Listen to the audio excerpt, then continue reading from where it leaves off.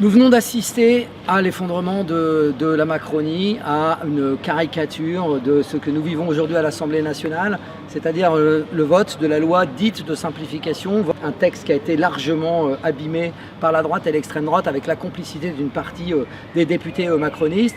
Et puis nous voyons aujourd'hui des députés macronistes qui viennent voter contre un texte qui est le texte de leur gouvernement, texte qu'ils ont contribué eux-mêmes à abîmer. La situation est assez folle. Le socle commun qui n'a rien d'un socle et rien de commun a explosé ce jour, c'est la débandade. Ce gouvernement ne tient plus qu'à un fil et ce texte est devenu un texte anti-écologique, anti-social, un texte anti-démocratique. Donc nous allons continuer de nous battre contre ce texte parce que les mesures contre le zéro artificialisation nette, contre les ZFE, contre les autorités indépendantes sont des mesures inacceptables de recul et de régression écologique et sociale.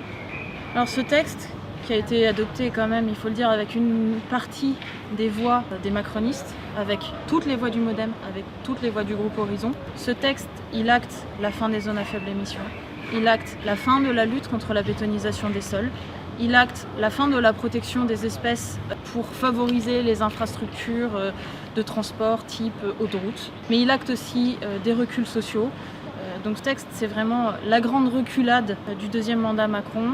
On s'assoit sur les toutes petites évolutions qu'il y avait pu avoir suite à la Convention citoyenne pour le climat grâce à la loi climat et résilience. Et on a des députés macronistes qui viennent nous expliquer la main sur le cœur que la loi climat et résilience c'est eux et qui après sont complices de sa destruction.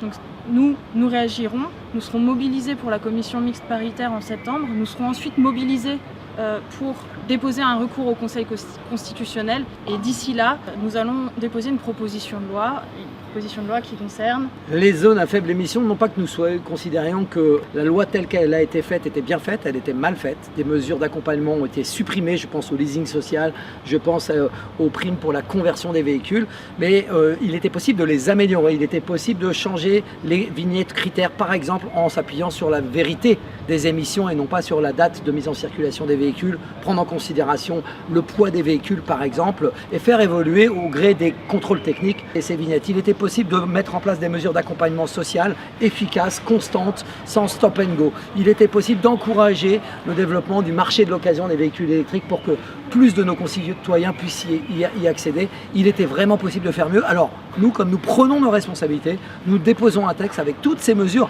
attendues depuis longtemps et j'espère qu'elles trouveront un soutien parce qu'il faudra se rattraper de cette situation. Nous avons là un gouvernement aux abois, une majorité qui n'existe plus et qui a abîmé cette mesure qui méritait seulement d'être améliorée.